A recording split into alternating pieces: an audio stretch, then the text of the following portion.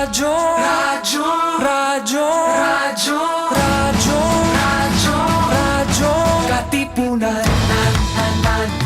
Radyo-katipunan. Radyo-katipunan.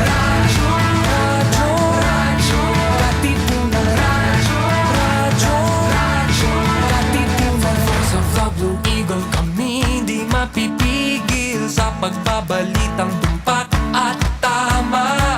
Buhay at tenista, sa loob sa labas ng eskwela, ating ibibida lahat ng kwela.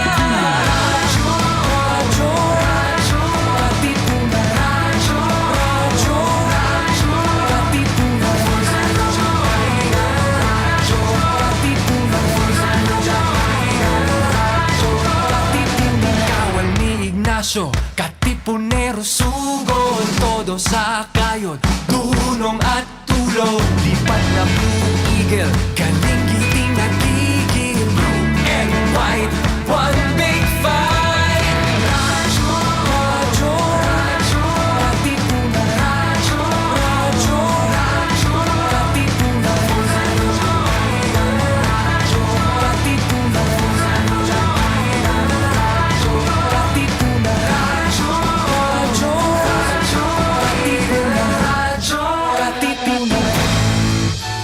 Radyo-katipunan. Radyo Katipunan. News, insights, inspiration. Radyo Katipunan. Down from the hill and down to the world. Radyo Katipunan. The voice of the Blue Eagle. Welcome to World College Radio Day. This is Radio-Katipunan 87.9 FM, the voice of the Blue Eagle.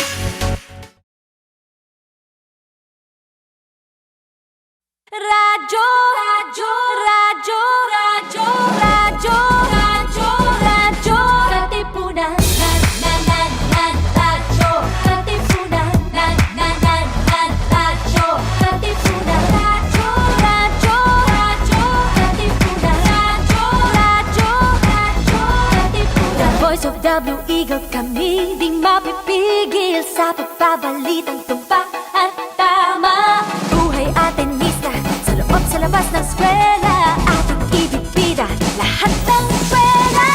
Radyo, katipunan. Radyo, katipunan.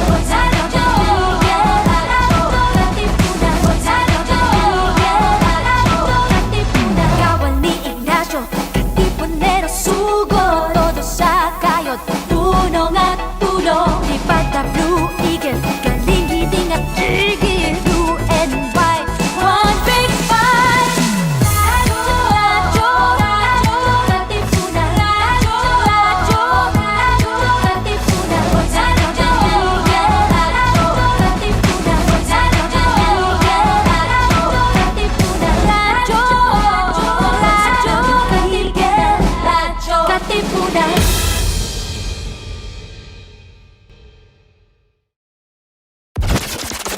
Ladies and gentlemen, may I have your attention, please? If it's entertainment you crave, catch us on New Wave. surfing through the latest on our shores. Every Wednesday from 5 to 6 p.m. See you there.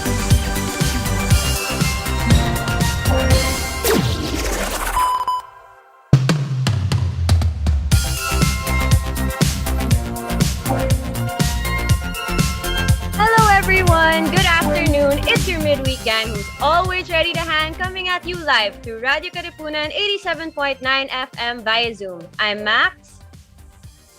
And I'm Austin, and this is New Wave. And joining us today as a guest host is B. Say hello, B. Hey guys, my name is B. I am just a letter coming from Minded. But yeah, I'm just here dropping by to join the gang. So thanks for having me. Thank you for coming by. So we know that one very important part of our lives right now are the movies that we watch. Am I right? Mm-hmm. Yeah, that's true. For sure. For sure. I mean, being stuck in pandemic, all we do is like watch movies, always on Netflix and maybe Disney Plus, just watching and watching. Mm-hmm. Yeah. For sure. For sure. Like, it's also an escape for all of us. We like watching YouTube videos, we like watching movies, we like watching things that are works of fiction to kind of feel better and to kind of try and headspace ourselves, live in a different world. Or is that just me? No, I can definitely relate. I mean, Yeah. Right? I have like breaks where I dedicate my time that I really, okay, this is my time to watch. Yes. That's Yeah. so true. Nobody bothers me. This is quiet time. It's just me and my movie. And then if it's something like a series, you're also kind of like, okay, let's this is also something continuous, so it's also like me saying like, okay, this is something to look forward to. I'll watch this part now and then this part later after I work and things like that. It kind of helps us keep going. And I think more, yeah, and I think also more to that, it also like provides a sort of escapism, like especially with what we have now with the pandemic, and I'm pretty sure like a lot of people do experience other terrible things despite the pandemic, and it's a good escapism. And as well as also learning things. With a lot of movies, you learn such values, lessons in life when you really like analyze certain films, right? That's so true. And one way of widening your worldview is watching movies from different parts of the world. For sure. For sure, right? Yeah. So, which is why our local find today is a film festival. So, presented by the Instituto Cervantes in Manila and Sydney and the Spanish embassies in the Philippines, Malaysia, Thailand, and Australia, Pelicula is a Spanish film festival that has gone global with the belief that culture and cinema are important tools for combating isolation and the alienation that this pandemic has brought. So here, they will stream 4 short films and 16 contemporary Spanish and Latin American feature films. And to talk about it today is Mr. Carlos Balmaceda Blanco, Head Librarian of Instituto Cervantes Manila and expert of Spanish and Russian cinema. So, Senor Carlos, welcome. Thank you very much. A pleasure to be here. Thank you. Yeah, it's great to have you on board. Welcome. All right. So, tell us about Pelicula 2021. What's in store for audiences and what are the highlights? Okay, I don't know if you have been previously in our, because this is our 20th anniversary. So maybe you have watched something previously in our previous festivals. I'm not sure about that because I see that you are very young. So maybe this is the first time that you know our festival. But as I told you, this is the 20th. So it's really a long history. Now it's very different because, as you know, because of the pandemic, we must do it only online. But we have a lot of experiences with this kind of festivals. All right. Yes, sorry. you're saying? No, it's okay. No, you're saying? Simply, I wanted to explain briefly where you can find, because we are going to talk a lot about this festival. Maybe the easiest way is to go directly to our website where you can watch these films. Our website is Pelicula with K because it's, in Spanish, the name for film is Pelicula, but with C, and in Filipino is with K, So in this case, it's www.pelicula.ph because that's in Spain where it's located, okay? And there you will see that we have, several activities. Obviously, the most important is 3 sections we have. We have the official section with 11 films. We have the awards section because this is, as it's the 20th anniversary, we wanted to show some films that were very popular in our previous editions. So we have 5 films. And then we are very proud because we have a short section. I think that it's quite important. And we have 3 short films from different countries, Spain, the Philippines, and Australia. Wow, that's a lot going on. Please go there. Like, I can't wait. I mean, right after this, I'm going to dive right into your website. Same. Carlos, let's talk about content. So, so you're sort of like spotlighting or highlighting like different films, particularly like Spanish films or Latin American films.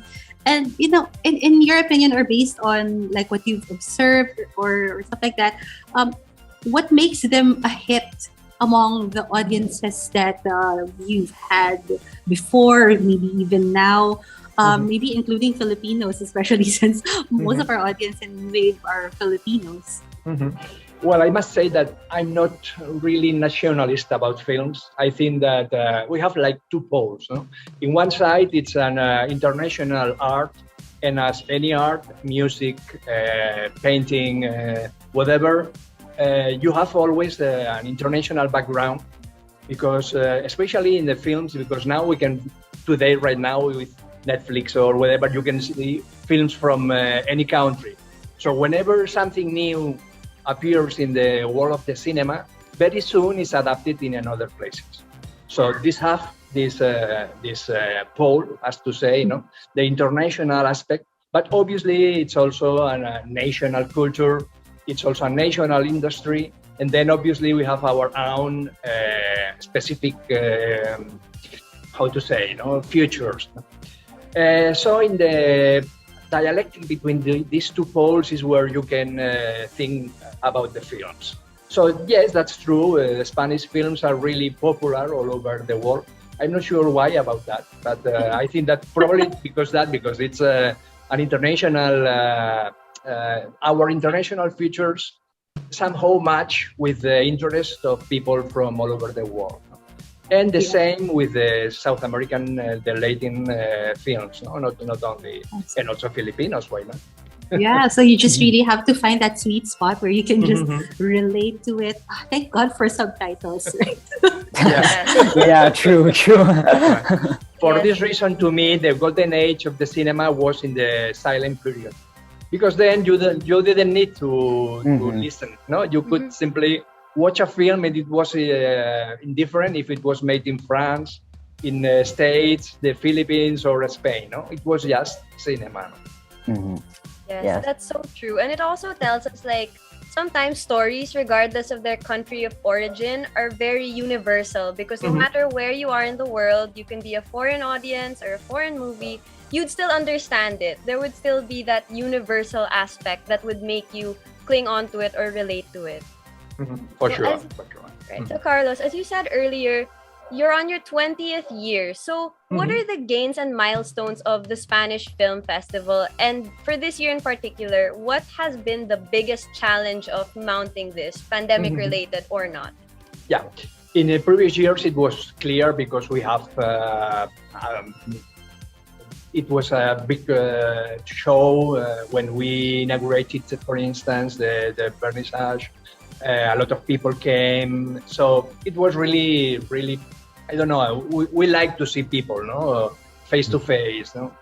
Unfortunately, now it's not possible, but it's also an opportunity. We always say the word Chinese for a crisis. Well, it's nonsense. What's true is that, that's what we have right now. We must do it online because there is no other possibility. But at the same time, we began this last year. Now we want to, expand our festival. It's not just a Filipino, not a Filipino, but a Manileño festival, because people usually came only from Manila. But now it can be seen not only in the Philippines, but last year we began, and also in Australia and Thailand, and now even in Malaysia. Our idea is to become a Southeast festival, not only Southeast, but also with Australia, so to expand our activities and to show the Spanish and Latin American film in this area. Yeah, it's wonderful. Wow. It really is wonderful. Yeah, and I think it's also really amazing how technology is able to really widen the reach. It's not just Manila, it can be everywhere. And I think that's really cool. And this has been going on, it's on its 20th year now, right? And so there's a drastic change. But with the extended reach, I was wondering, what can filmmakers across the globe learn from these Spanish filmmakers? Well, I told you, I don't think that we have something special. They are filmmakers as in any other place in the world. Simply, we have a long history, more than 150 years now. And we have had very important directors through our history, Buñuel, Saura, and obviously now we have Almodóvar. He's really popular, no? And it connected very well with people from all over the world, no? So, but we are talking of people, no? You must say, okay, Almodóvar can do that, but not the Spanish cinema, no? Because the Spanish cinema is not a person, it's not an organization, no? It's all these films together. So, really, I don't know what to say about that. As I told you, I'm not very nationalist in this point. All right, but to bring the question a step further, what innovations have been made that Spanish filmmakers have done? Like, is there a particular style or particular tools that they've discovered? Yeah, the history of cinema, you mean? Yeah, of course. We began, well, but it can be somehow boring. But if you study history of the cinema, we have Chomón. Chomón was one of the first directors in the history of the cinema, and he did a lot of new innovations. For instance, if you have seen Cabiria, an Italian film, he was who made the special effects, no, in this film. But we have also Buñuel and Dalí, and they began the surrealist film. So in this case, it's really impressive what they did. If you have seen the famous image of the girl with the razor in her eye, you will never forget it. No? So that was quite an innovation in that period. No? And later, maybe not technically, no? But the new films by Almodóvar, I think that it was a fresh air in the world of the cinema in the 80s. No? Not technical, because we don't have really a strong industry, so we cannot improve very much the technique, but yes, with the imagination. All right. So, what Spanish films would you recommend to people who are about to get into Spanish films, like in terms of watching it? Obviously, I would begin with the films that you can see or watch right now in Pelicula. And for these films, obviously, I think that the Audience Award, because these are films that people already enjoyed in previous editions. Campeones was one of them, El Secreto de sus Ojos, an Argentinian Spanish film, one of these films. No? There are 5 of them, and I would recommend any of these films, really. No? They are, because it was the Filipino public who decided that they were good films, so why not see them again? Yes. And I think with the movies you're showing, there is an extensive collection of movies to watch. And Spanish cinema has a lot to offer about the Spanish perspective, or a lot of things. And I was wondering, what lessons can be learned from Spanish cinema? What lessons can we learn from it? Well, what could I say? Maybe freedom. That's the most important thing. We had a dictatorship in Spain for 40 years. It was very difficult to do any kind of film apart from what the government wanted us to do. No? They were really boring films, but well, the industry could survive. But also the censorship allowed it to improve our imagination, because in the 50s, some directors began to think, how can jump the censorship, no, and do very interesting things. No, I think in Berlanga, Bardem, people very interesting who were working under dictatorship, but could do very good films. No, something would happen also here in the Philippines, as far as I know.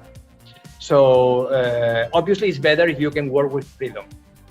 And in the 80s, were living the dictatorship. And it was like a blast of imagination, and the Spanish society changed it in just one generation. The people who lived the dictatorship, their sons and daughters in one generation were completely different. We are a very different country right now, and I think that we can see this change also in our films, no? And maybe somehow because we have seen these films, no? So the films have also changed our minds, no? It's we have changed the films, and the films have changed us, no? And maybe it can be also useful in other places. Right. I feel like I'm listening to a film class. Sorry just- about that. No. That's my bias. This is very actually, it's very insightful. It's wonderful to know, and I wish we could like have you for a longer time. But so we just have to really pick the questions now, right? So, yeah, okay. So you were telling us like how the Spanish films have touched us, and the themes and whatnot. So I guess before I jump in my main question, have you seen like any Filipino films? Recently? Yes, but not in a long time. When I was previously here in the Philippines, Right. 5 years ago, 6 years ago. I see. Then I for 5 years, and then I watched the Filipino films. Then I went abroad, and I lost contact. So I should recover this tradition, but not right now. That's but okay. curiously, Yeah. sorry, Okay, yeah, because I was just wondering if, based on what you remember, do you see any similarities between Filipino films and Spanish films in terms of theme, or in terms of maybe how it's produced, treatment and whatnot? As I told you, as we did in the 80s, no, when the democracy arrived to Spain, we had previously a period somehow dark. No? Here in the Philippines also happened something similar, no? And I think that the reaction was also similar, no? What the directors here in the Philippines did was similar to what the Spanish people was doing at the same time. No? But there is, and then let me finish with this historical lesson. The first years of the Filipino history are in Spanish. So I'm very interested in this period, because then people still couldn't speak English, so most films were usually screened in Spanish. And this history is somehow lost. I would like to recover this history and present it to not only to the Filipino, but also to the Spanish people. No? That we had Spanish films screened here in the Philippines. No, it could be good to know better, no, this period of our common history. Yeah, it would be actually amazing to have a collaboration, like a co-production. I think so. Because we had one in Joshua Communications a few years back. We had Ignacio, the film. So it's a Filipino produced film, but we hired Spanish actors.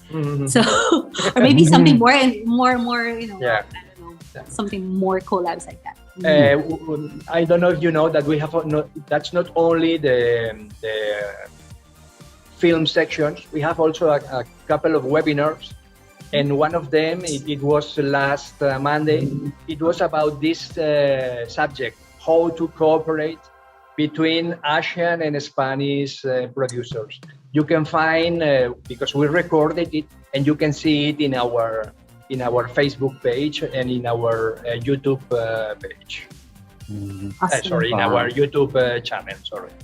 Gotcha. Wow. Okay.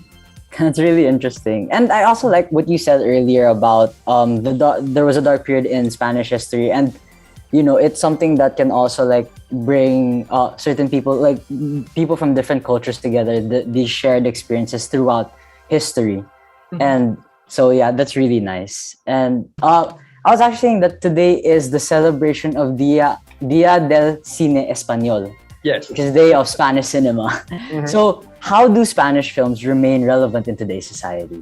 Yeah, well, first, again, I'm going to throw stones against my own roof, but the Spanish people usually don't go to see Spanish films. As in any other country in the world, we are living in a Disney world because Disney is the main producer of films in the world. And what people is watching now are superheroes, this kind of films. So in Spain, when we are lucky, in a year we have like 20% of the share of the Spanish of the movies watched in the country. 20% are Spanish. All the other 80% are usually American films. So yes, we watch Spanish film, but not as much as we should.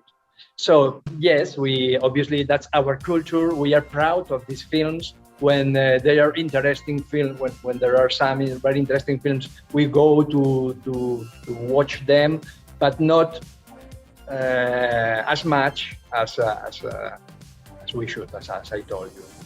And yes, today is the Spanish Día del Cine Español, but I think that I knew that like a week ago. It's not that's something good, I think, for journalists, because then you have something to say about any subject, no? The day of the carrot or the day of the, it doesn't matter, no, of the volcanoes, but it's good, no? At least for one day we can remember this cinema, no? But today I've been reading the Spanish newspaper and I've not seen news about that, no?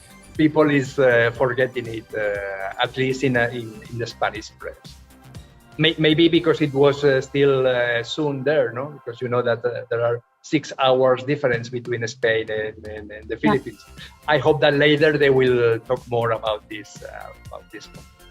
And yes, we should remember, no, our history, and not only our history, but our real cinema now, no? The people that because it's difficult for them, you know, with the pandemic, everybody had to close everything, but there were also good opportunities, no? Netflix is one of them. A lot of people is working now for Netflix, no? Or another platforms, no? So maybe in the future, the future will be better, no, for us. Let's see. Yes, hopefully. Because one thing we miss also is, of course, holding these movie festivals in real life where you could go to the cinema and sometimes you could experience the culture through the food or the other exhibitions that help you feel a little more immersed in the movies. So before you go, without spoilers, tell us about a few of the films that are showcased in the festival. Well, the progress that we began just almost a week ago, no? Well, the 1st of October, and we have the films for 3 days, no? So the first films have been already finished, no? But well, we have still some of them very interesting, no? For instance, today we have one director that I really love is Gracia Querejeta. She's a director that has done very beautiful films in the past, and I've not yet seen this one. Maybe it's not for you because this is about women in the 50s. Because they think that they are invisible. No, that's the title of the film. No, because you know, no, when women arrive at 50, they are invisible for men. That's the idea. But the film is I think that it's very interesting. No, it's like 3 friends, 3 women, just walking in the park. And they are talking about this almost like theater, but no, that's a film, a good film. No? Talking about what women think at this age. I say maybe not for you right now, but it's really interesting. Well, it's one of them. No, as I told you, I recommend you to go directly to this to our web page. And and take a look, no? I'm actually on it now on my phone. Okay. What was he talking about here? I'm so interested in seeing this. So we're all gonna have something to do later before we. Yes. Yes. It's really very easy. You must just enter there, fulfill because we must receive the confirmation that you are interested. You will receive a link, and just following the link, you will go to the film and you can watch it. And then finally, don't forget to vote, because again, as in previous editions, we must select the winner of this 20th anniversary edition. So if you watch the film till the end, please vote for it. Congratulations for making it this far. Congratulations, and we're very excited to see the film. So we will make sure to leave the link in our comment section so that the viewers can go check it out. I'm sure a lot of people will be interested in watching these movies now. Thank you, Carlos, for joining us. Is there anything else you want to say before we go? Please watch the films. Will do. Okay. For Thank sure. you. Thank you so Thank much. you. Thank you. Bye. Thank you. All right, so we will be watching out for these movies for sure, and I'm sure a lot of people have been looking for things to add to their watch list. So here they are. So anyway, we'll be going on a very quick break. So grab some snacks, a nice cold drink, and when we come back, we will be joined by Anselm Plummer a.k.a. Kumander Daot. So stay tuned, and we'll see you in a bit.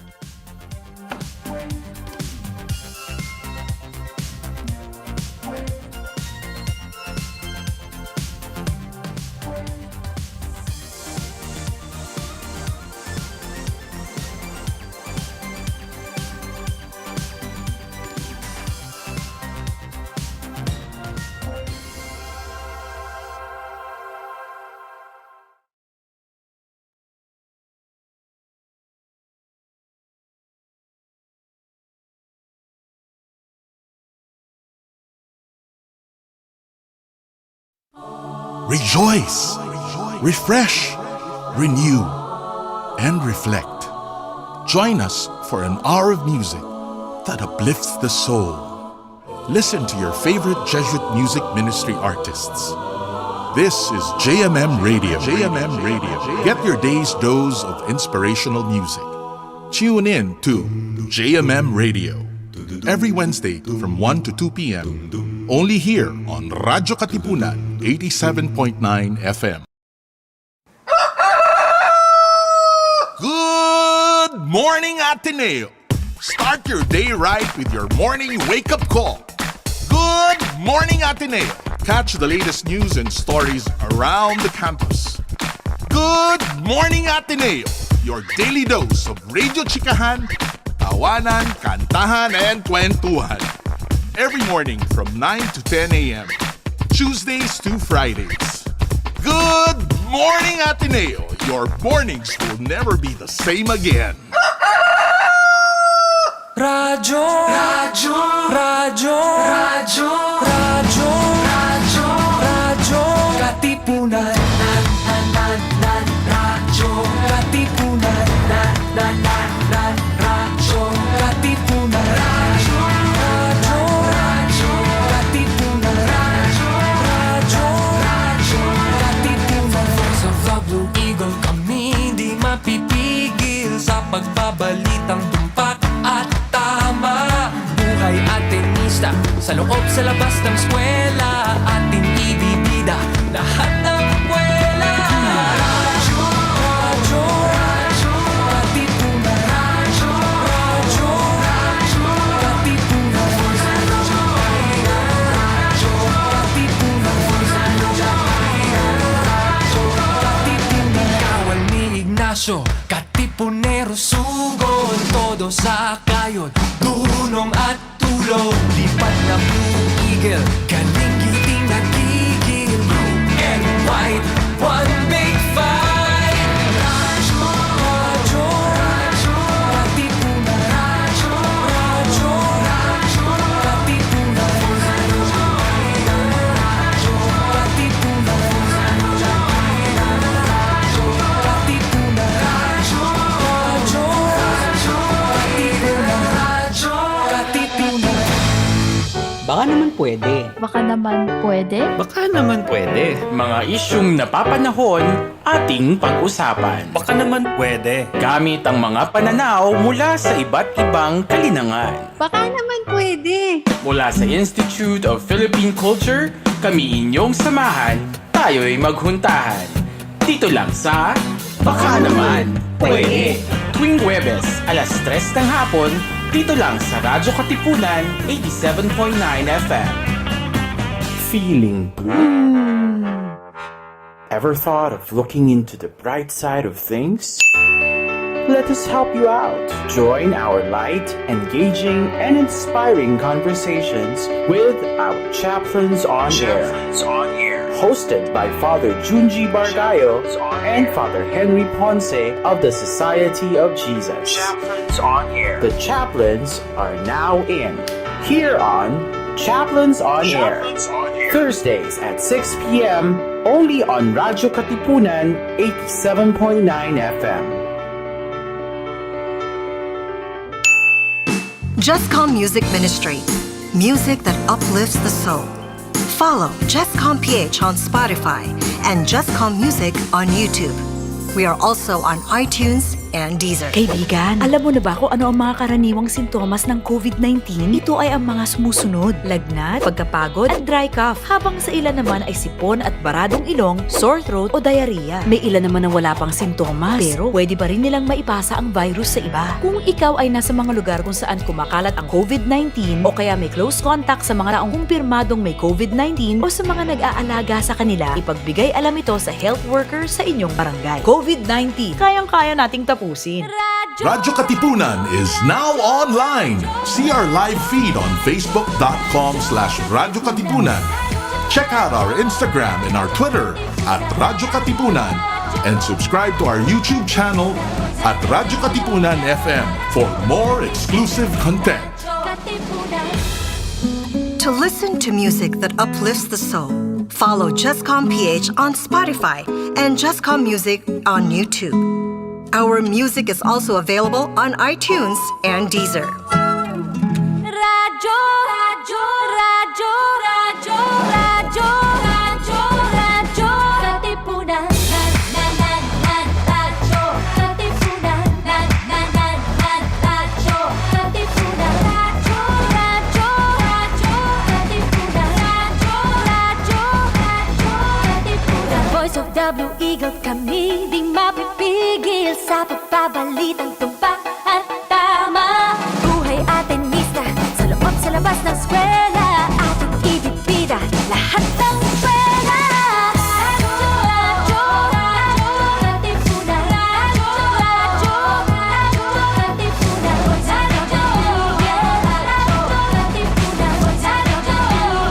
Radyo, Katipunan. Kawan ni Ignacio, Katipunero sugo, todo sa kayod, tulong at tulong. Lipad na Blue Eagle, galing hiting at tigil. Blue and white, one big fight.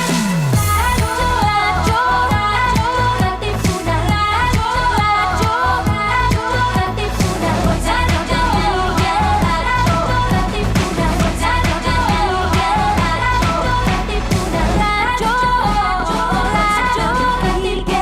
Radyo, Katipunan. Ladies and gentlemen, may I have your attention, please? If it's entertainment you crave, Catch us on New Wave. Surfing through the latest on our shores. every Wednesday from 5 to 6 p.m. See you there.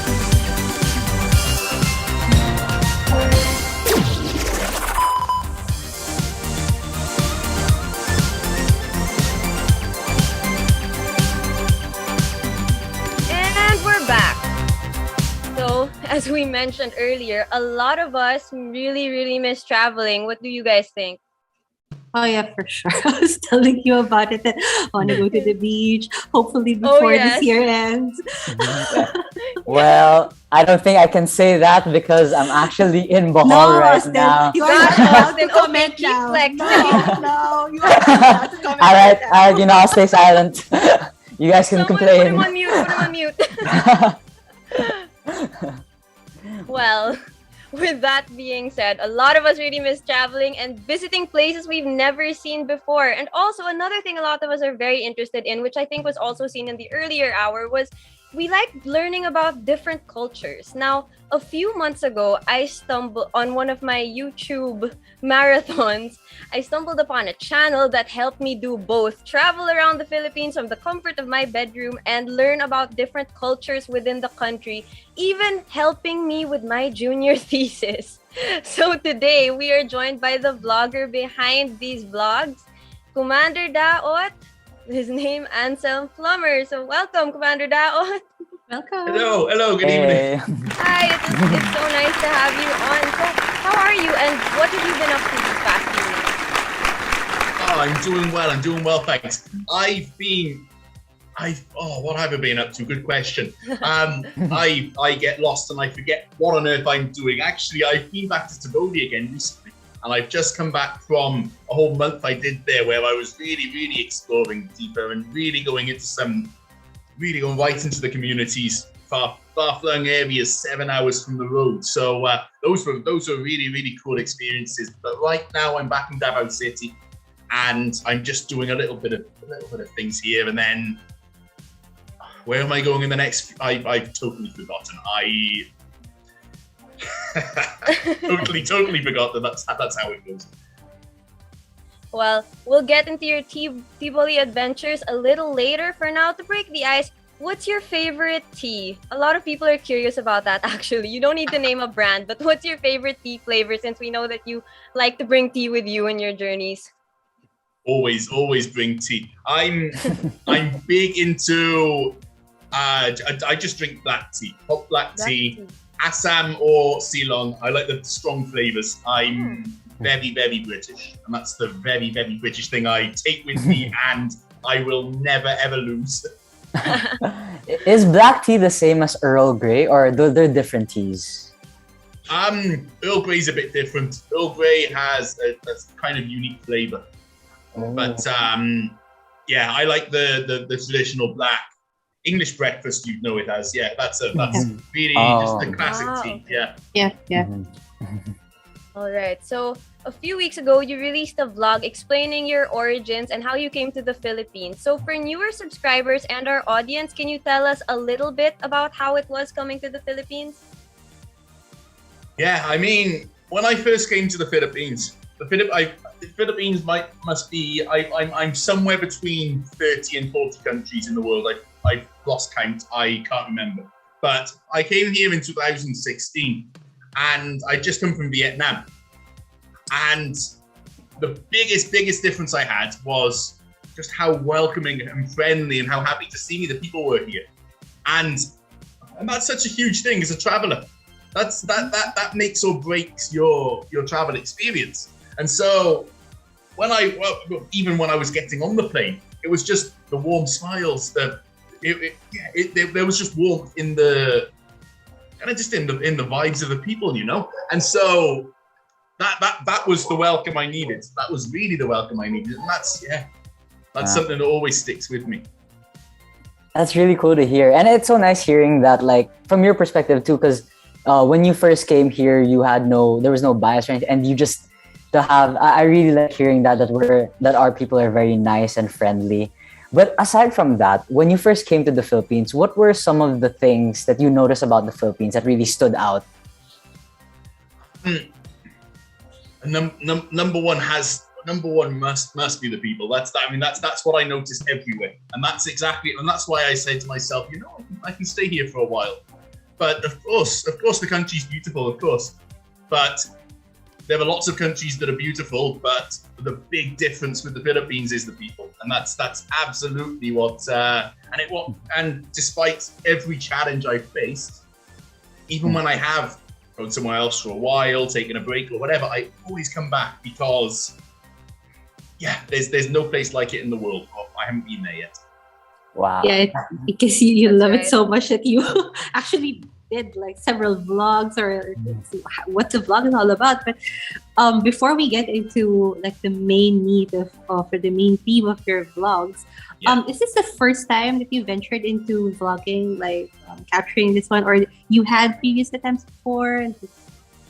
Tell us about your vlogging journey, origin of vlog. Oh, my vlogging journey is very, very interesting and probably not the usual path as such. I mean, I never started vlogging when I first came here. I mean, I've been here since 2016. At that point, I was a photographer. I was just not a professional, but I was just a guy with a camera taking photos that were all right. And I was trying to make something of it. And then that in the end didn't work out. I tried all kinds of different things and different businesses and different and so on and so forth. So let's go to 2019-20, where I was fish farming in Darwod Oriental, which is right on the Pacific. Really, really beautiful place. And I did a few harvests, and quite frankly, they were a total failure. But that's okay, because actually, in the process, I met a guy called Cruz, who's becoming Filipino, who I think most people will know. And in the process of that, and I'm appearing on his vlogs and so on and so forth, I had these people were saying, "Oh, why didn't you vlog?" So I kind of, as a joke, thinking it would never happen, said, "Okay, if I get 10,000 subscribers, I'll make a vlog." And then I got 10,000 subscribers, and I said, "Okay, I've got to do it."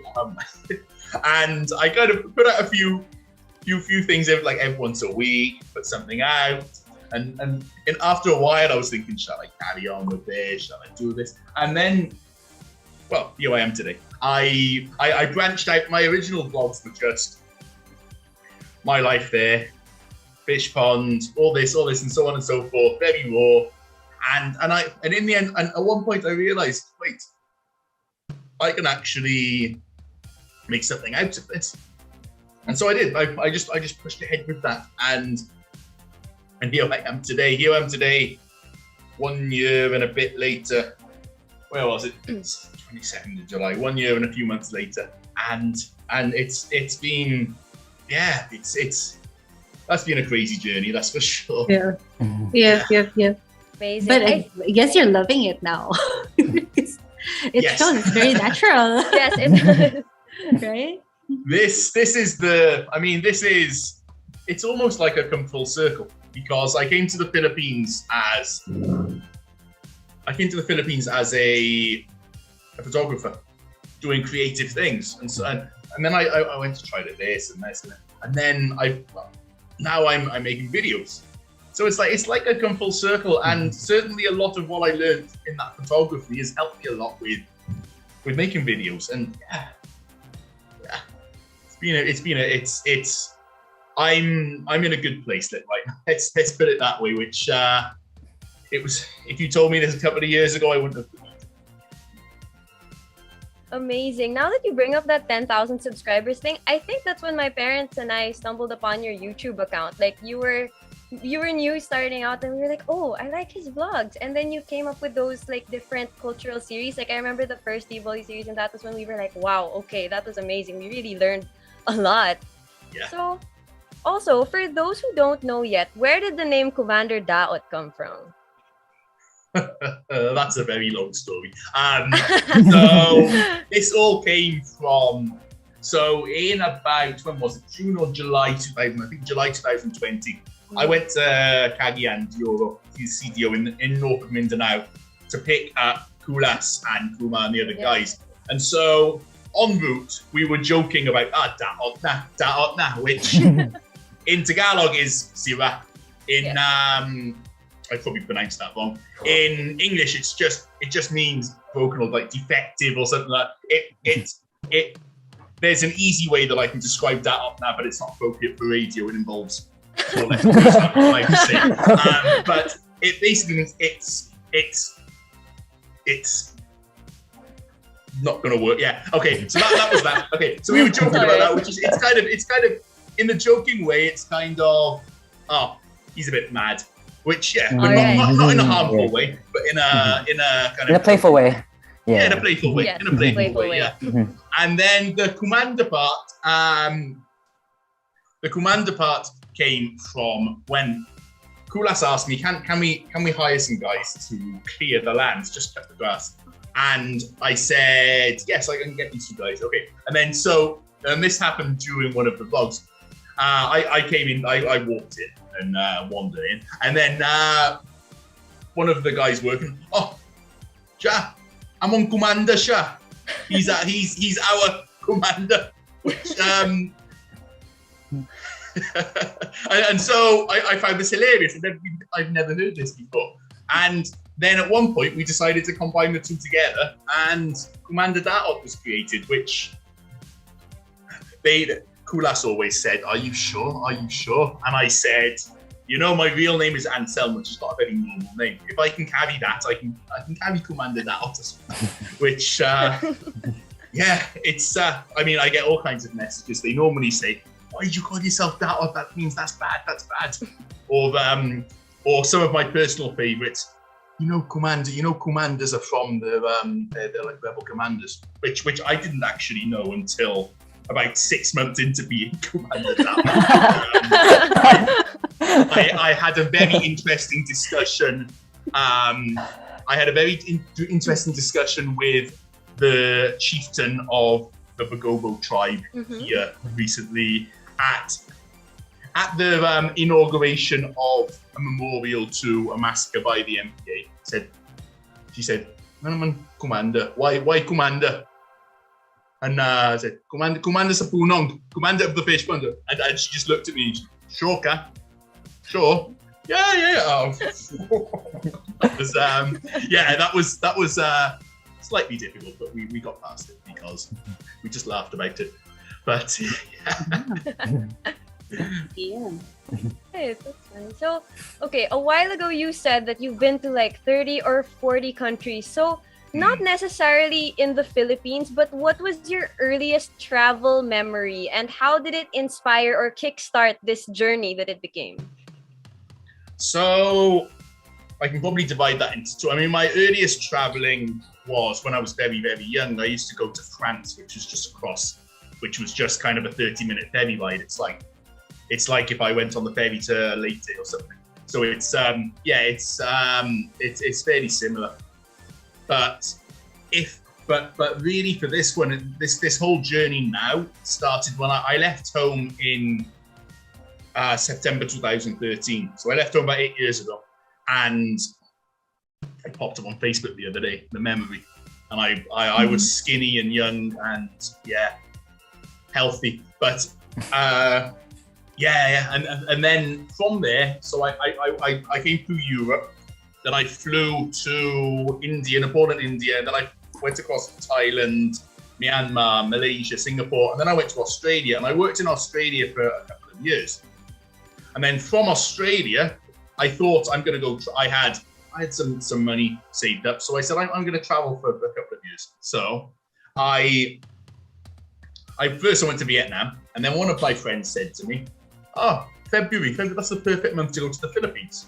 I said, okay. So I looked at flights. I said, okay, they were pretty cheap. And then so I booked those, and here I came, and I thought I was coming for a month. So sorry, I've forgotten the question. I think that was the question. My first travel. Sorry, okay, now I remember the question. It's all right. They call me Daot for a reason. So what inspired me? I love seeing new things, and that's what's. I've spoken at fairly good length about the struggles I have with my health, especially my mental health. And the one thing that keeps me kind of stable with all of that is traveling and seeing new things. And especially when I get into the Philippines, which is such a diverse country as well, even within the islands. And this is also why I like the tribal cultures, because there's so much diversity within the country that a lot of people don't realize. But I don't know if I've answered the question or not, but that's what I can think of. So you did, don't worry. But yeah, I remember when I would see your vlogs, I'd always see I'd see you speaking in Bisaya, and you just came here in 2016. I'm very inspired because I'm in Bohol, and like I would say that my Bisaya is really not good. So I was wondering, how was learning Bisaya like? I mean, I've been to Bohol and I spoke Bisaya with the guys there, and but I also noticed that their Bisaya was different to mine. So so I noticed there's certainly some differences there. Yeah. But yeah. How did I mean? Was it long to learn Bisaya?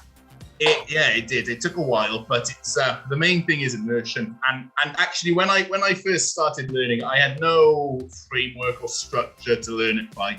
And along the way, I picked up some words first, and then at some point it clicked that I need to kind of learn the grammar and how everything fits together. And once I learned that, and I learned some of the key words and some of the and really the structure and the grammar of the language, that's when things started to come together.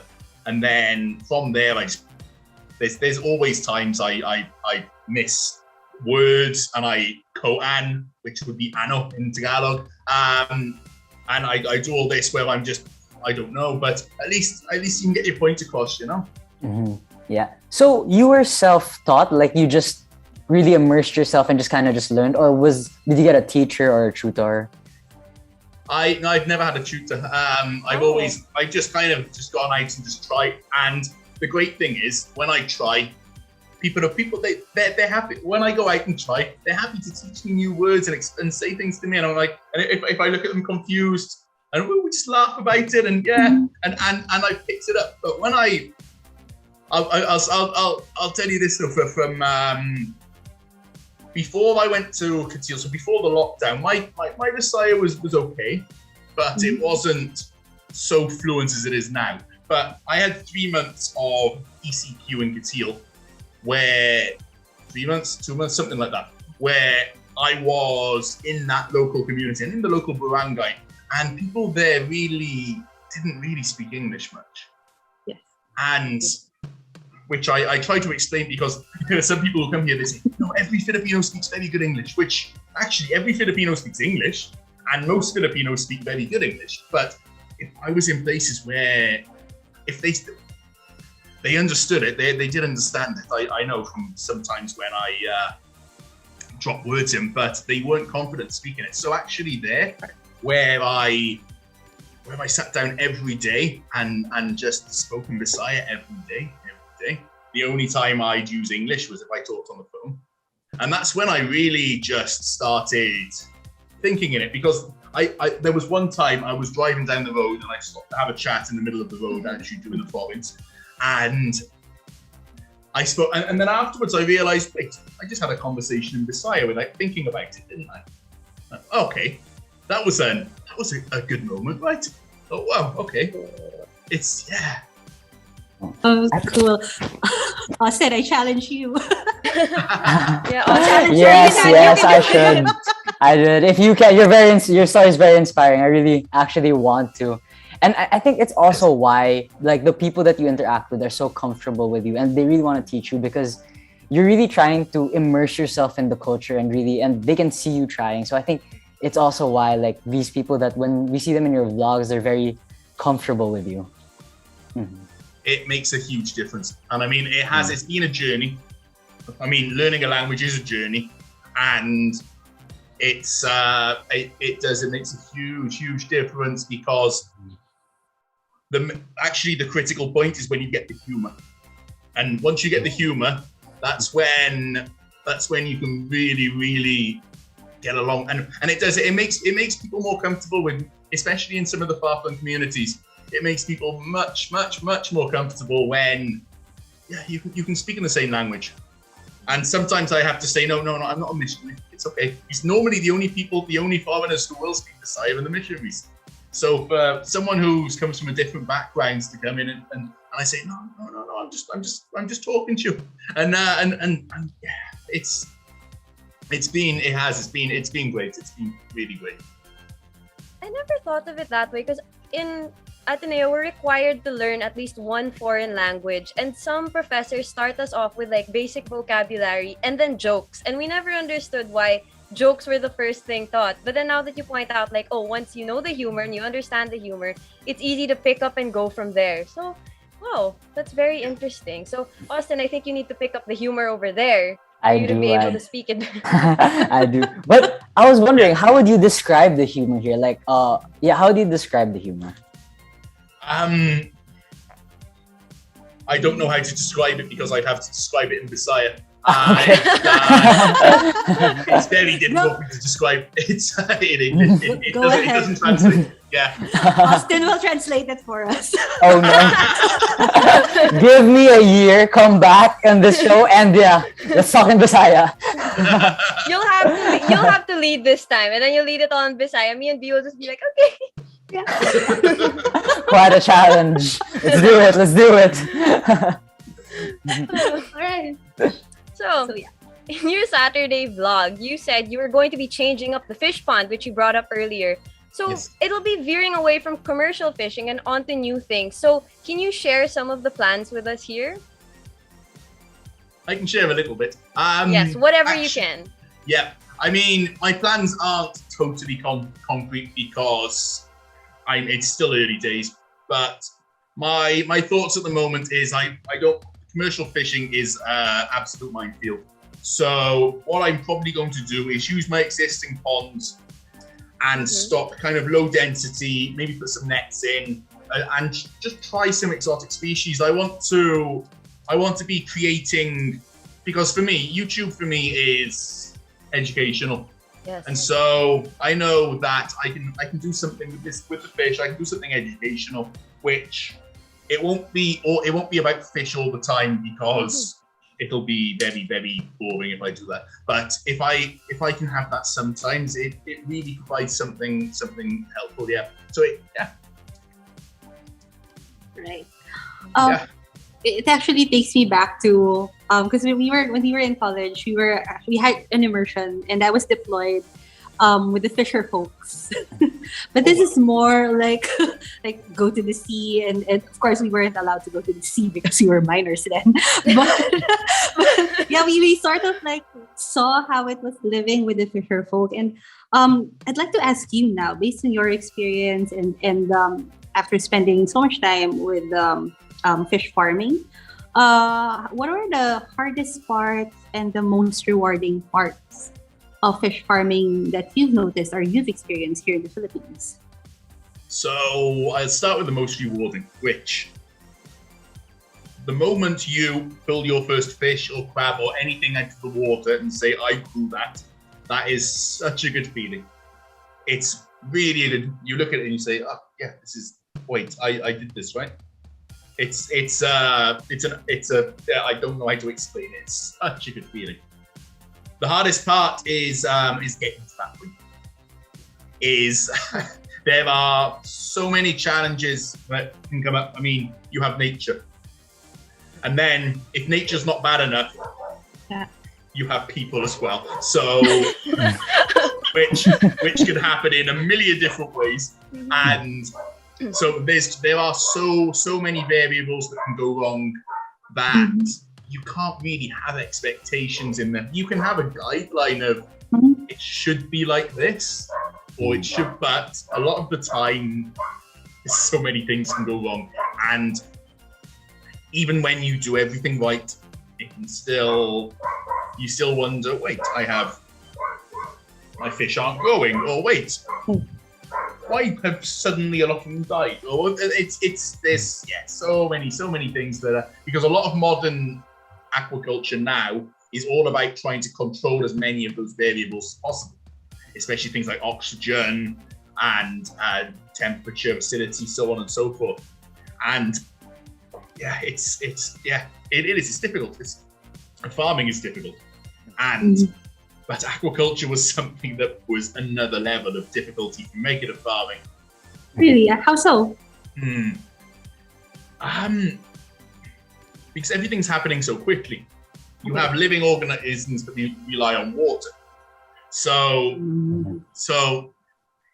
if something happens in the pond, you can lose fish, and it's because of something that happened over 30 minutes, or an hour, or something like this. Or oh wait, there's a hole, the pond's leaking. The water's draining very rapidly. What do you do about it? You don't fix it. all your whole 3 to 4 months is gone. Yeah. Oh wow. But what would you say is the most common, or like the problem that you run into the most with this fish farming? Like, would you say it's the leaking, or maybe storms? Storms are not very often, thankfully, there. But that would be that is where you get really unlucky rather than anything. But leakages are very common, and leakages are very common when oxygen levels running low is common. If it's too hot and it just evaporates a lot, and it's hard to keep enough water in the pond. Keeping enough water in the pond is really a common problem. And the other common problem is, unfortunately, theft, which I don't really speak too much about on the vlog, but that is a very common problem. Yeah. Oh, okay. So, well, look at the time, Kumander. It's 5:30, at least on my clock. I finished mine already. Me and Bia have matching mugs. I do not have my mug. This glass is actually from when I was in college, and I went to some careers events where I thought I was going to go into banking or something like that, and my bachelor's in economics. So. And then I didn't. I traveled the world instead, which was a good decision. Yeah. But you still got your cup. I still got my cup, my free cup. Your handy cup. Okay, so a while ago I mentioned that when I was a junior, I had a junior thesis about Tiboli culture and people, and it was actually very difficult to look for information and source material because though we had to conduct interviews, we would have like big problems with signal since the signal in their area wasn't really enough to carry Zoom. So we would also have to do like library research using online libraries, which was very difficult. And the information we needed was not always available. And then your vlogs came out a few months later, and there was just so much to be learned from. And it really would have helped my research. So that being said, there was a lot to learn from your vlogs, and you give people such a good platform. So how did the idea for that series come about? So I've done two vlog series in Tiboli. The first one was back in April, I think it was. So my first idea was, where should I go? And then I realized I haven't been to Tiboli for a couple of years. And so I contacted my friend David, who also appears regularly on those vlogs, and we said, okay, let's go down there. And from there, I said, I've probably got a week now. Let's just see what we can do. And so from there, he just took me, and he has really immersed himself in the Tiboli culture. And I'm very lucky to have a friend like that who has he's really he told me every time he works, he used to get these bits of paper that he kept. And so he has so many, which he's shown me, and I've looked through, and he has this really good understanding. And David, he was adopted by the tribe, but he's actually Ilongo by blood, and he knows so much about it, and that was so good. And also his link with the community there meant that we could really get deep into that culture. We could really get close to the people there, and it's a very living culture. And I'm so happy that the culture is still so alive there. Actually, like when I'd watch your vlogs, I saw I actually was unaware about the Tiboli culture. So thank you for actually enlightening me on that. And you said you called it your healing place. Why would you call it? Why do you call it that? Yeah. So when I first went to Tiboli, I was also not really aware of the culture. I saw someone had taken either a drone shot or a plane shot of Lake Holon. And I said, this is when I was first traveling. I was still in my second month here. And I thought that I was just going to move around a bit. And I said, I want to go there.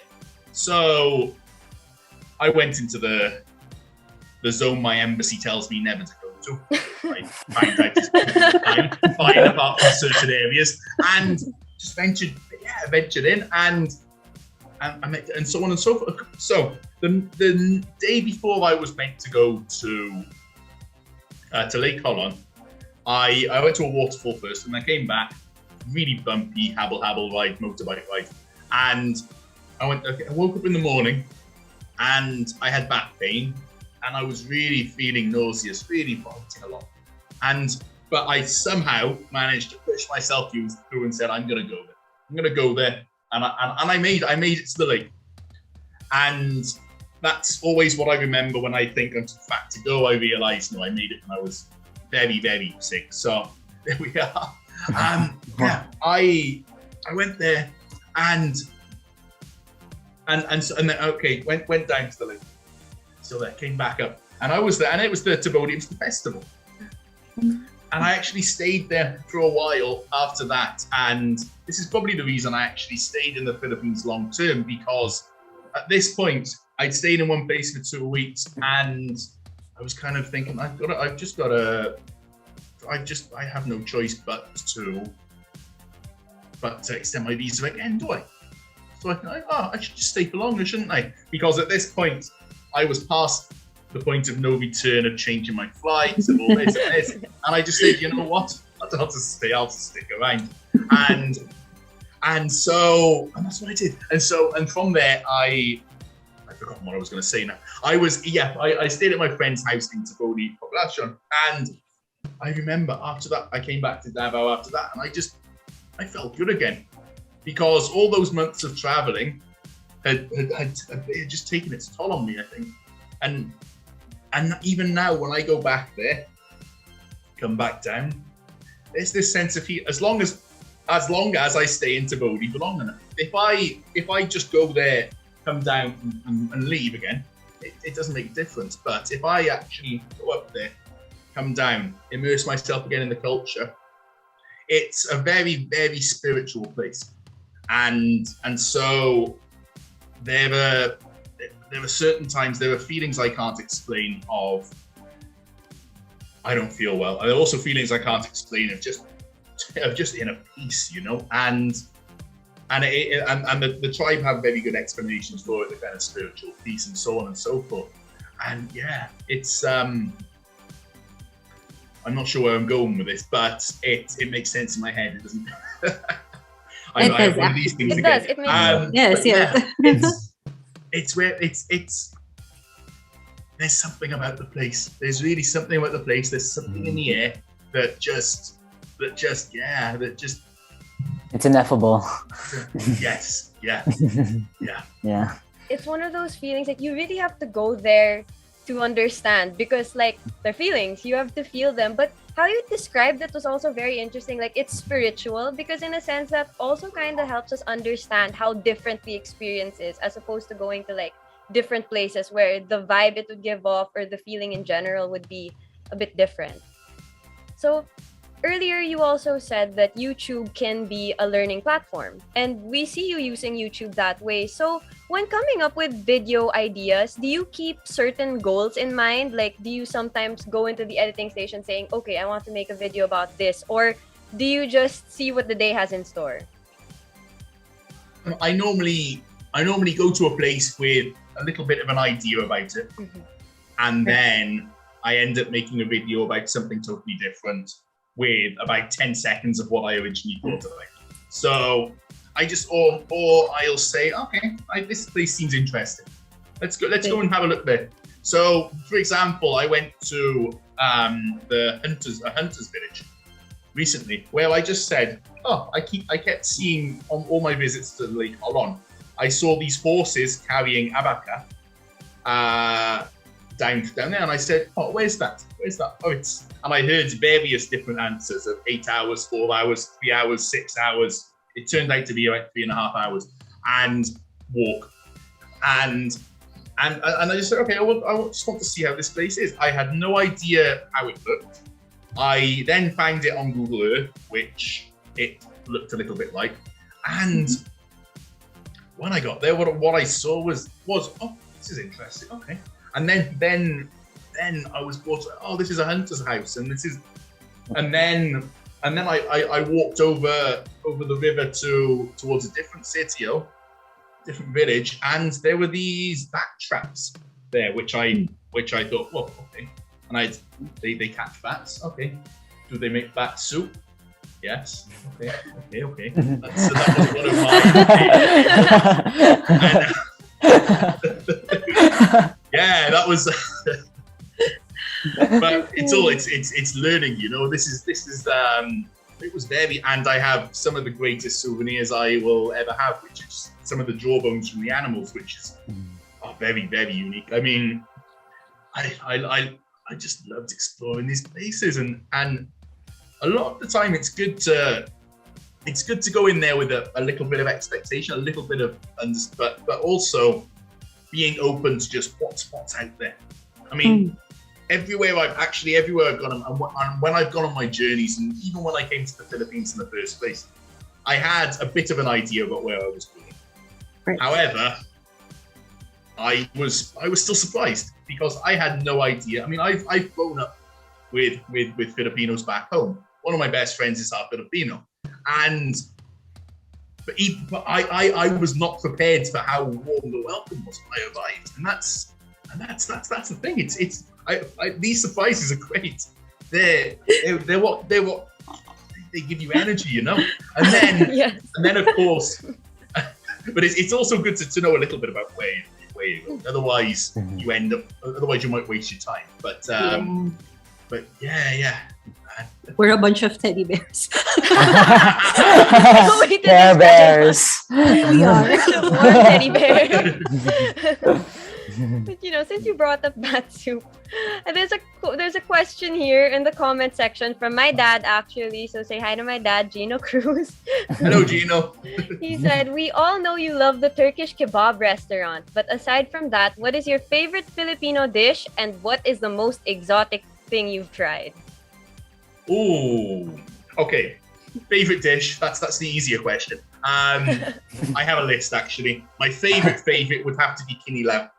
Kinilaw, okay. Oh, and down here it's affordable because the fish is a bit I know up in Manila, I know it's not so much, but I love it with Milestones, which is not a cheap way to do it, but only occasionally. It's a nice treat. And with beer, the best is sisig. I've never discovered it anywhere in the world. There's nothing better than sisig.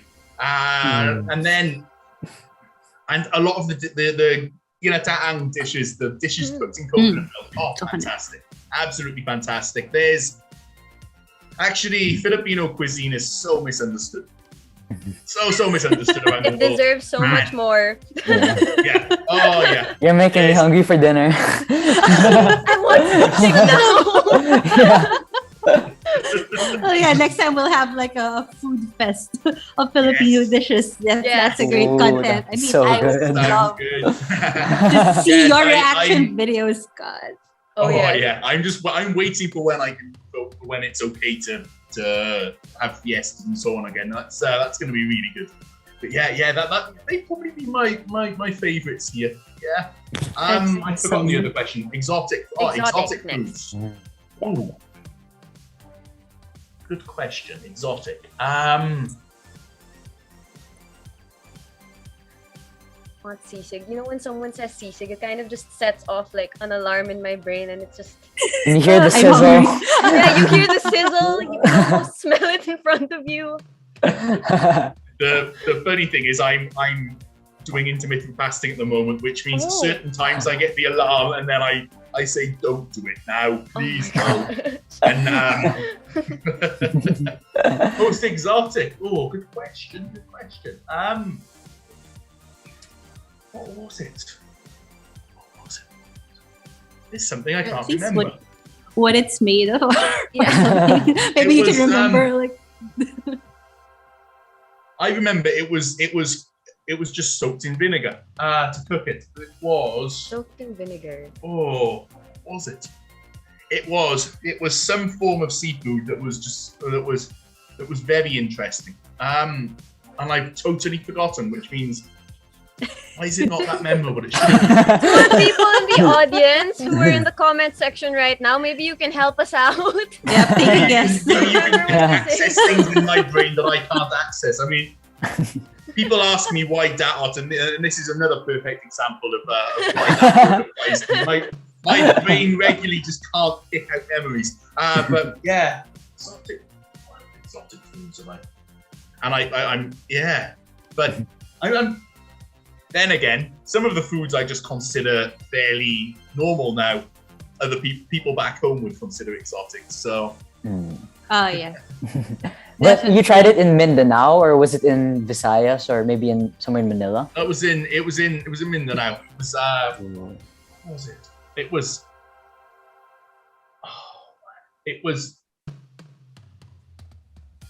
Come on, guys, help us out. I'm so intrigued as to what this is. So if anyone in the comment section, like, please, if you can even comment a picture. Yeah. Anyone who read my Yeah. mind, please do, because I don't know what I'm thinking of, to be honest. It's more exotic. All right. It's more exotic than what on earth was it? I don't really remember. Yeah. But I've also had lots of interesting foods. I mean, so my favorite place, actually, the favorite city I've been for food in the Philippines would be Zamboanga. It's the food there is so unique, and it's this mixture of Filipino and Malaysian food. And Malaysian is another one of my favorite cuisines. And that mixture together, those two together, just go perfectly. And I had it was unusual, but it's not that exotic. It's just it's this chicken tianggang, it's just blackened chicken. It's chicken with this, I think it's burnt coconut something around the outside. It tastes very, very good. And they also have this black soup called itom. Of course, itom, that's black. Something. It's I've totally forgotten the name of it, but this black soup, which is absolutely delicious. I mean, you look at the food and you think that's burnt, and then you taste it and you say, "Oh, hello, this is good." Yeah. Have you ever tried cooking your own, like Filipino there? Yeah. Okay. I cook my own sisig, adobo, calderette. Yeah, and you cooked for your parents, right? When you went back to the UK. Yes, I did. Awesome. I cooked a few dishes. I cooked them calderette, and then I cooked them sisig, because when I was in the UK, I found this sisig pack in the UK, and I said, "Oh, okay." And actually, the owner of the company, which was not far from my hometown, maybe what was it? Less than an hour by train from my hometown. He contacted me and said, "Hey, come visit," and yeah. So he has a huge factory there catering to all of the UK and Europe.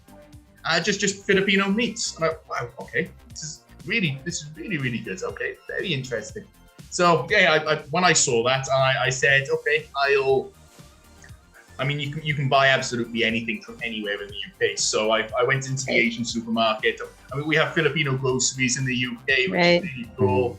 Filipino restaurants, and really, really cool, and very, very good food, because a lot of the Filipino food in the UK is also, some of it is authentic, legit, as I'm used to, but some of it then is Filipino inspired and adapted to the British taste. And when I ate some of that, and I thought, whoa, this is so good. But there was a certain crispy pata dish which I have in one of my blogs in London, my London blog, which and that crispy pata there was sous vide, I think, and it was so good. Laminated. What's one dish you'd try to what's one dish you'd say you'd recommend to people who are planning to go to Britain very soon, or to London? You have to have the English breakfast, the full English breakfast. It is a ridiculous amount of food. You won't need to eat for the rest of the day, and it's probably not very healthy, but it's incredible. It's bacon, eggs, toast, sausages, not red hot dogs. Really. I know how the red hot dogs are made, I'm sorry. I keep bullying Kulas with posters of 7-Eleven hot dogs on his wall, because he doesn't know. Yeah, so we have them, baked beans, black pudding, which is a bit like dinnerguan, but it's solid, and mushroom and various other things that I've forgotten. But tomatoes, it's so good, and it fills you up, really fills you up. So a full English breakfast is the awesome. Well, this is so much fun to talk about food, right? Part of our culture. Going. It's part of like culture wherever we may go or something. And then so speaking of culture, I just want to like jump back to what we were talking about before. Like you would like plan your trip and you'd like what do you call this, a research on it so that you know what to expect or what not to expect. So I'm pretty sure you have a bucket list right now. So what's next? Like next to explore within the islands or the archipelago. So right now I'm kind of governed by where I'm allowed to go, and so it's all within Mindanao. Actually, I picked up a little job doing something for a Norwegian company up in Bislig, so that's going to be 3 days a week. So around that time, I'm going to do some other work, and so I'm going to be up in Surigao, up there, but not Siargao, unfortunately. I can't quite make it that far, but Surigao del Sur, which is also an incredible province. Yes. So I'll be up there. I have so many plans for the future when I'm allowed to go there. But for now, I can start in Mindanao, which is a very, very, very place. Right. And I'm forgetting my words again. I'm very interested and inspired by the cultures of the Muslim Filipinos. It's an area that the areas that I haven't really been into very often. I've taken little looks in. I've been to Zamboanga. I've been through Maguindanao and Cotabato City. And I see, I'm like, oh, this is worth exploring. And I have a few contacts down there that I can rely on, and so my embassy won't get too mad at me if they care at all. We also have friends there, so like we can just throw you like. Oh, fantastic! Perfect. Don't worry, you'll be fine. Perfect. I mean, 99.9% of the time you'll be fine. That's what I always remember. There are certain parts of Manila I also walk around. There's certain parts of Davao I don't like to go to, but it's all about being kind of smart. But those cultures are really fascinating, and especially the tribal cultures. I really find there's something really fascinating about them, and it's for me it's an understanding and an educational kind of thing. Right. Have you gone up north? Like yes. Tribes up north. I also want to go up north. That's the other when I can. I want to go up to the Cordillera again. It's been 5 years. It's been 5 years since I went to Manawi, Sagada, Baguio, and it's incredible. Really incredible up there. It's not like anywhere else I've been to anyway. It's that's really. And again, such preserved living culture, really incredible. Those actually, my first trip out of Manila when I first came to the Philippines was to Banawi, Sagada, because I'd seen photos of rice terraces and everything else, and I went, whoa, this is cool. This is very unique. And I mean, UNESCO have protected them as well. So they're absolutely fantastic there. Absolutely. I mean, I came to the Philippines and went to the mountains, not the beaches, but I like the mountains as well. I think it's very underrated.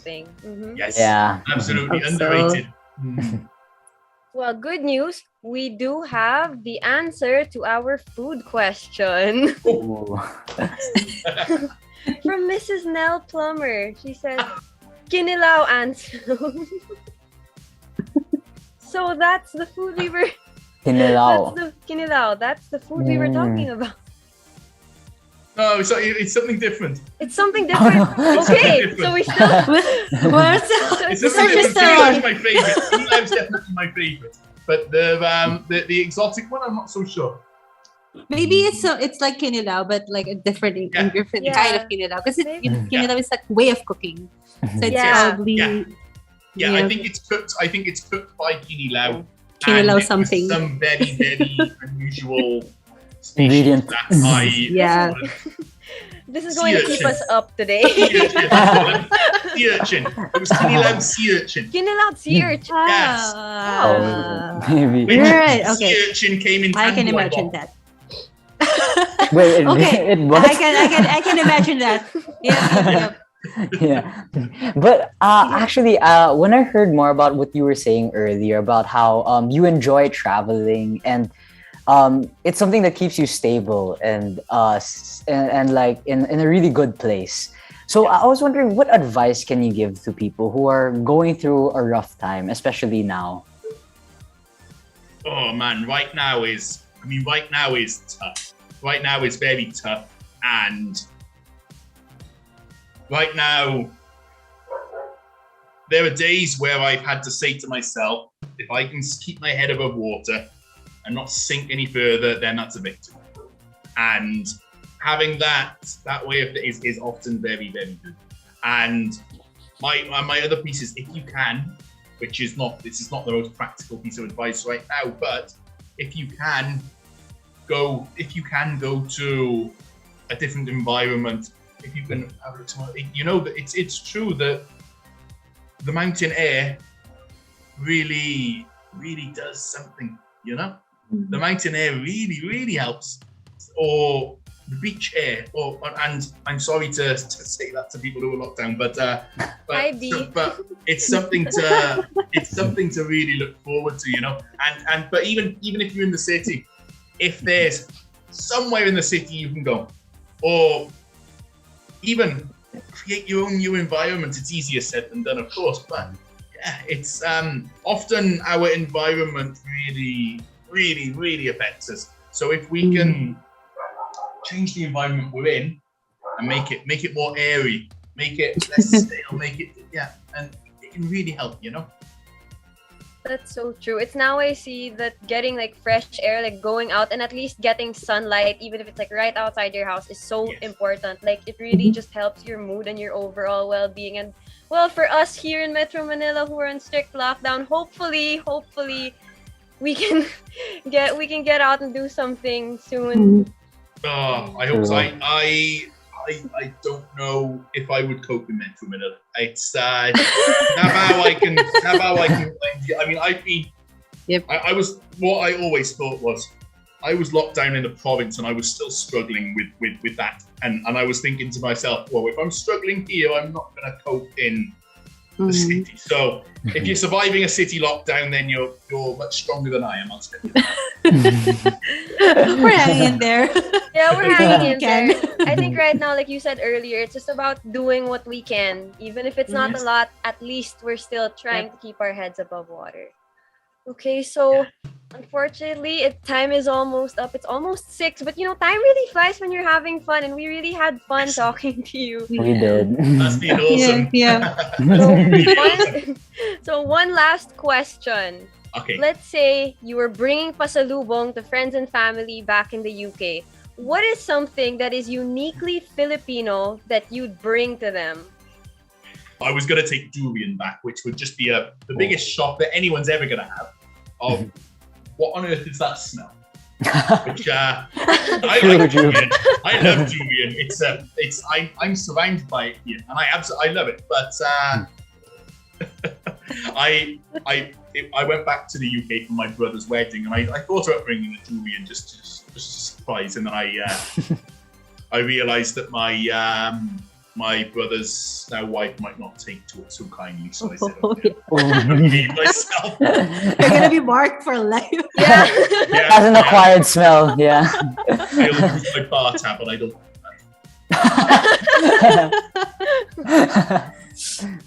Like just the travel, bringing it, that would be something. Oh, I'm not even sure if I'm allowed to take it on a plane to the UK. Yeah, I think they do have restrictions for particularly durian. Traveled around Southeast Asia, especially durian. Yeah, there are special rules. Yep. There's like a separate section about durian. Durian special, yeah. Yeah. All right, so before we close, what is next for Kumander Daot? What should we be watching out for? What plans do you have that you can share, of course? And of course, invite people to subscribe to your channel and drop your socials. I never do invite people to subscribe to me, do I? Even on my vlogs. But yes, please do. I really love it if you could subscribe.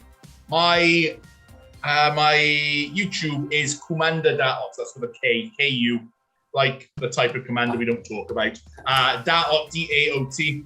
Yeah, that's on all three of the ones that I use: YouTube, Facebook, and Instagram. And yes, what's next? I'm not really sure. I'm going to. Oh yes, I know where I'm going tomorrow. Tomorrow morning, I'm going to somewhere quite special inside Davao, which will be very unique, very, very unique. And I went to this. I ate food earlier in this restored 1920s vintage building, which was very, very nice as well. That will all be on my next one. And then after that, I am not sure where I'm going. I'm not sure what's next, and I've been doing a lot of this recently, which is actually making me more creative with what I've got. I've been doing a lot more raw content lately, where I've just said, I'm just going to film myself, which is something I struggled to do for a while, but yeah, it's been good. Oh, we'll be looking forward to those. And speaking of because you said lately you've been deciding to okay, I'm just going to film myself and see where my feet take me. I find that so interesting actually, because you're so brave. Usually some of us, me, when I go on trips, I like to plan everything. I like to know where I'm going. I think a lot of us think the same way, but then you're just let's go on an adventure. And then you end up in the best places. Yeah. I used to, when I first started traveling, I had plans all laid out for my first couple of years, and it was great. It kept me going well. And then I think I don't know. I've kind of progressed into someone who I'm just okay, whatever. I've kind of progressed into if I spend a day talking nonsense at the beach, that's all right as well. Where before I would have said I want to see stuff, but it's kind of I think there's just stage. I think there's just you just kind of go, and sometimes I plan stuff out and it's I'm going there, and there. But yeah.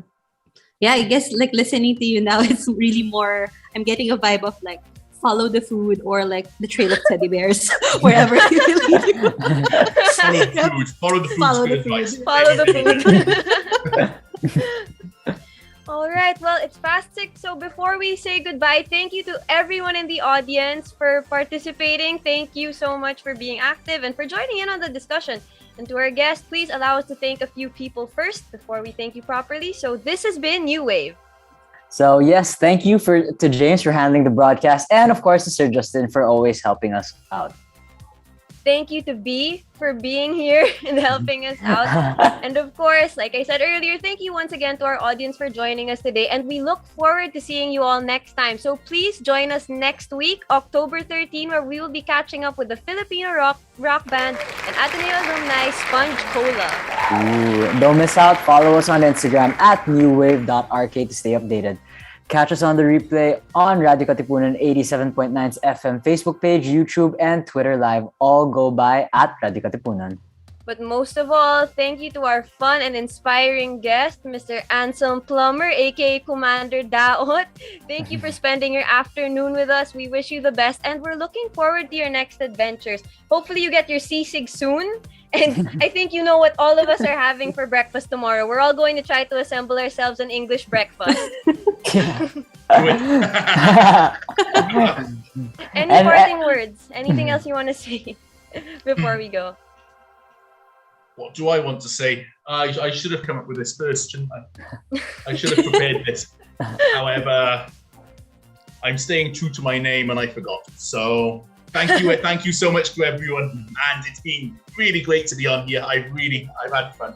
And this has been awesome. Thank you so much. Thank you so much. Yeah, thank you. And I look forward to the next time if we can talk in Bisaya. Yep.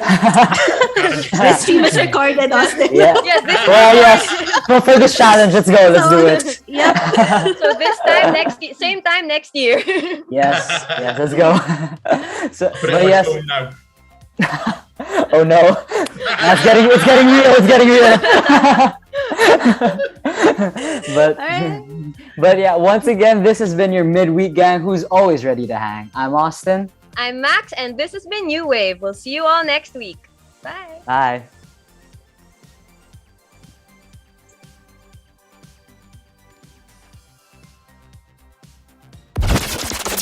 Ladies and gentlemen, may I have your attention, please?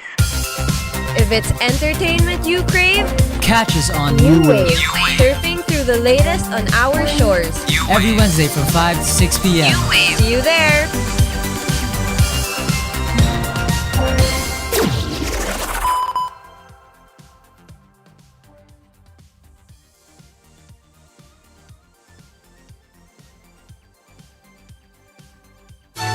Radyo Katipunan. News, insights, inspiration. Radyo Katipunan. Down from the hill and down to the world. Radyo Katipunan. The voice of the Blue Eagle. Baka naman pwede. Baka naman pwede. Baka naman pwede. Mga isyung napapanahon, ating